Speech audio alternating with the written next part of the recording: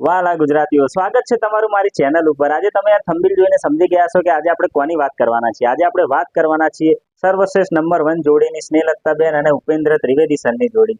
શું વાત છે યાર, આ બંનેની જોડીએ તો એ ટાઈમ ચાહકોના દિલમાં એટલું રાજ કર્યું છે ને કે આજે બી તમે જોડીની વાત કરશો ને કે ગુજરાતી સિનેમાના ઇતિહાસની નંબર 1 જોડી એટલે આ બંનેના નામ તમને ટોપ ઉપર દેખાશે, સ્નેહલતાબેન અને ઉપેન્દ્ર ત્રિવેદી સર। આ નરેશ કનોડિયા સ્નેહલતાબેનની જોડી બી બહુ જ વખણાય છે બોસ।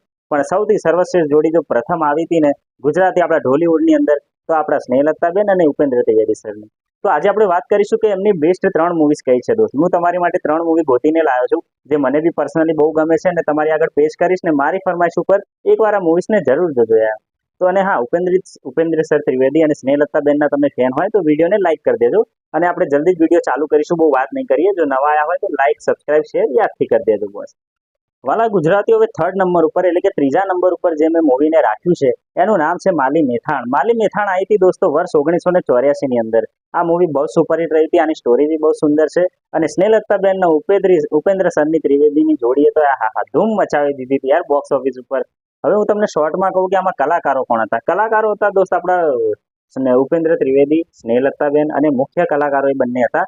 અને અન્ય કલાકારો કોણ હતા? અન્ય કલાકારોની વાત કરીએ આપણે તો ફિરોઝ ઈરાની, મધુ માલિની અને મુલગરાજ રાજડા વગેરે હતા દોસ્ત। અને હા, ફિલ્મમાં દોસ્તો બધાએ બહુ સરસ કામ કર્યું છે યાર। હવે તમને હું ફિલ્મની વાર્તા કહું। ફિલ્મની વાર્તા એ રીતે છે કે માલી મેથાણના પ્રેમમાં પડે છે, એટલે કે માલી એક મુસાફર હોય છે અને મેલાણના પ્રેમમાં પડી જાય છે। બંનેના લગ્ન કરવા હોય છે ને એમના પિતા બી લગ્ન માટે માની જાય છે, પણ મેથાણ સાથે લગ્ન કરવાની વાત આવે ને ત્યારે દોસ્તો એક મસરી નામનો સાપ એટલે કે મસરી નામનો સાપ પકડનાર જે વ્યક્તિ હોય છે ને એ બંનેના પ્રેમ વચ્ચે અડચણ બની જાય છે યાર।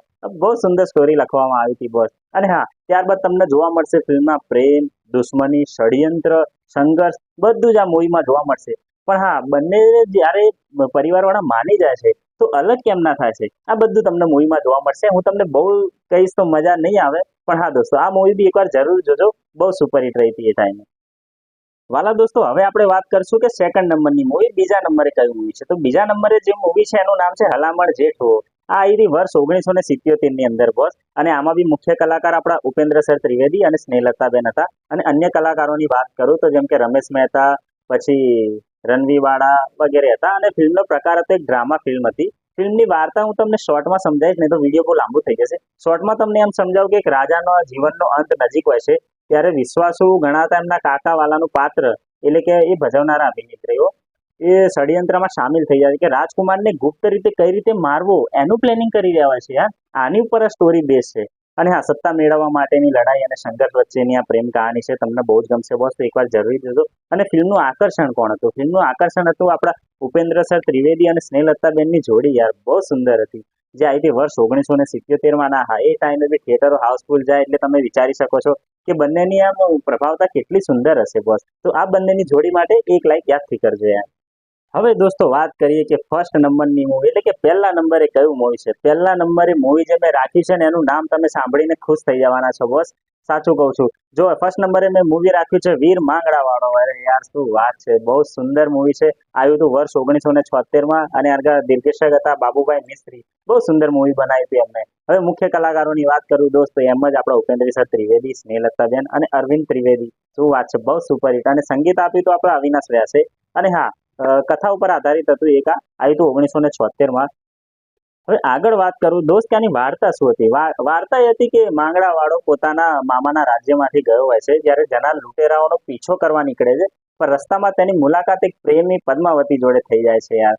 અને આગળ તમને વાત કરું કે પદ્માવતીને પાછો આવીને મળવાનું વચન આપે છે, પરંતુ લડાઈ એ દરમિયાન એનું મૃત્યુ થઈ જાય છે। એટલે કેટલી ઇમોશનલ સ્ટોરી છે હો બોસ।